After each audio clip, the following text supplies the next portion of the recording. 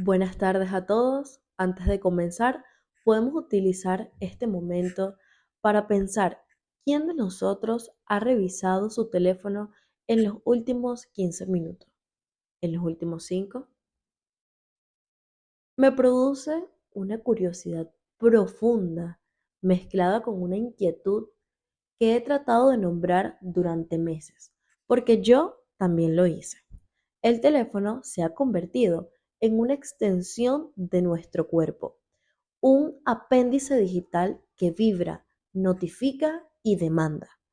Lo hemos domesticado, pero también él nos ha domesticado a nosotros. Según un informe digital del 2024, el usuario promedio de Internet pasa 6 horas y 43 minutos diarios conectado. Si una persona durante 8 horas, esto significa que pasa más de 40% de sus horas de vigilia frente a una pantalla. A lo largo de su vida, de 80 años aproximadamente, esto equivale a más de 22 años de exposición continua a estímulos digitales. Quiero que retengan ese número, 22 años. 22 años de nuestra vida mirando una pantalla. Y sin embargo, la pregunta que atraviesa este discurso es profundamente incómoda. ¿Cuánto de ese tiempo ha sido realmente tiempo de conexión humana? Vivimos en el mundo históricamente más interconectado de la humanidad. El 67% de la población mundial, más de 5.400 millones de personas, tienen acceso a Internet. Las plataformas de mensajería instantánea procesan más de 100.000 millones de mensajes diarios. Facebook supera los 3.000 millones de usuarios activos mensuales. Instagram, 2.000 millones. TikTok, 1.500 millones. Si la conexión se midiera en cables, submarinos, satélites y fibra óptica, jamás habríamos estado más unidos. Si la conexión se midiera en bits, gigabytes y ancho de banda, viviríamos en la era dorada de la comunicación humana. Pero hay una dimensión que ningún algoritmo puede cuantificar, ningún servidor puede almacenar, ningún cable puede transportar. Esa dimensión es la experiencia subjetiva de ser visto, escuchado, reconocido en nuestra humanidad completa, con nuestras contradicciones, nuestras fragilidades, nuestra necesidad de ser importantes para alguien más. Y aquí reside la paradoja que define nuestro tiempo. Mientras nuestras redes digitales se expanden exponencialmente, los indicadores de soledad subjetiva y objetiva han alcanzado máximos históricos en las sociedades industrializadas.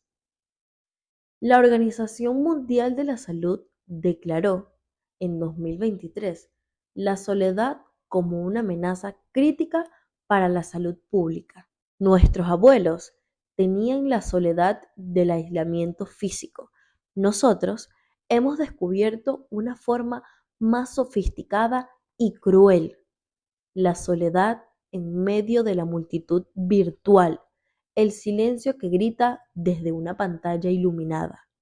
Les propongo que nos sumerjamos juntos en esta paradoja, que la exploremos sin miedo, porque el tema que nos convoca no es un problema abstracto, es algo que ocurre allá afuera, en estadísticas.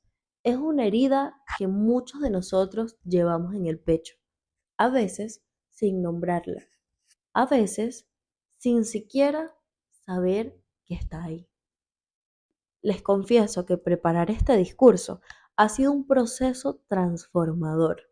Me ha obligado a mirar mis propias prácticas digitales, mis relaciones, la calidad de mi atención cuando estoy con las personas que amo.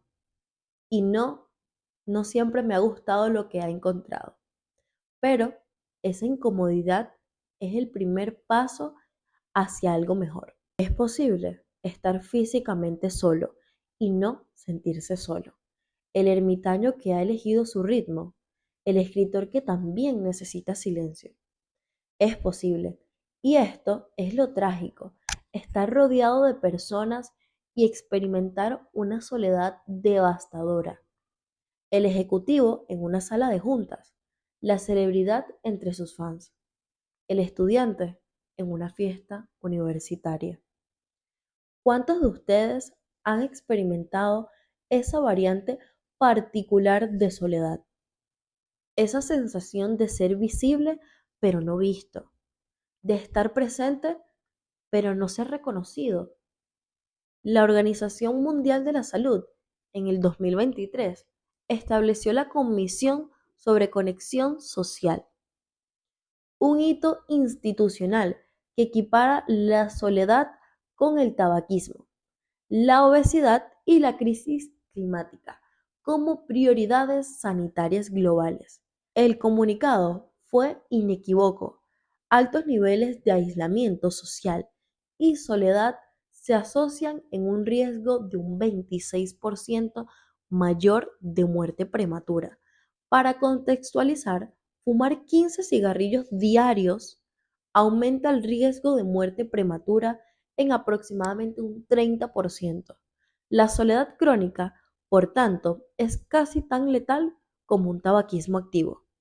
Cuando leí estos números por primera vez, tuve que pausar, no porque dudara de la ciencia, sino porque me enfrenté a una verdad incómoda. Hemos normalizado tanto la soledad que ya no nos percibimos como una emergencia sanitaria. Un fumador recibe advertencias en cada cajetilla. Una persona con obesidad enfrenta estigmas y presión social constante, pero una persona sola simplemente desaparece silenciosamente de la vida comunitaria y apenas lo notamos. Los datos regionales son igualmente alarmantes. En Estados Unidos, la encuesta nacional de salud del 2022 reveló que el 58% de los adultos reportan sentirse solo a veces o siempre, un incremento de 13 puntos porcentuales respecto al 2018. En el Reino Unido, el 49% de los adultos afirman que su soledad ha empeorado desde la pandemia. En Japón, el fenómeno de los hikikomori, personas que se retiran completamente de la vida social, afecta ya a más de 1.5 millones de personas y la edad promedio sigue descendiendo. En Europa, un estudio de una fundación en el 2024 encontró que el 35% de los alemanes entre 18 y 35 se sienten frecuentemente solos. En España se reportó que la soledad no deseada afecta el 27% de la población y los jóvenes son el grupo etario con mayor prevalencia. Estos números no son fríos, son personas, son historias. Son el vecino que ya no sale al balcón, el compañero de trabajo que almuerza siempre frente a la pantalla, el amigo que responde los mensajes cada vez con mayor distancia y menor frecuencia. Son, quizás, nosotros mismos en momentos que no nos atrevemos a nombrar. Y es aquí precisamente donde la paradoja se agudiza hasta volverse casi insoportable. La generación Z, jóvenes nacidos entre 1997 y el 2012, los primeros nativos digitales de la historia, reportan consistentemente los niveles más altos de soledad en todas las encuestas disponibles. No es una diferencia marginal, es una brecha generacional profunda y sistemática. Un estudio público de adolescentes en el 2024 con una muestra de 45.000 jóvenes de 17 países encontró que el 61% de los miembros de la generación Z cumplen criterios clínicos de soledad moderada o severa.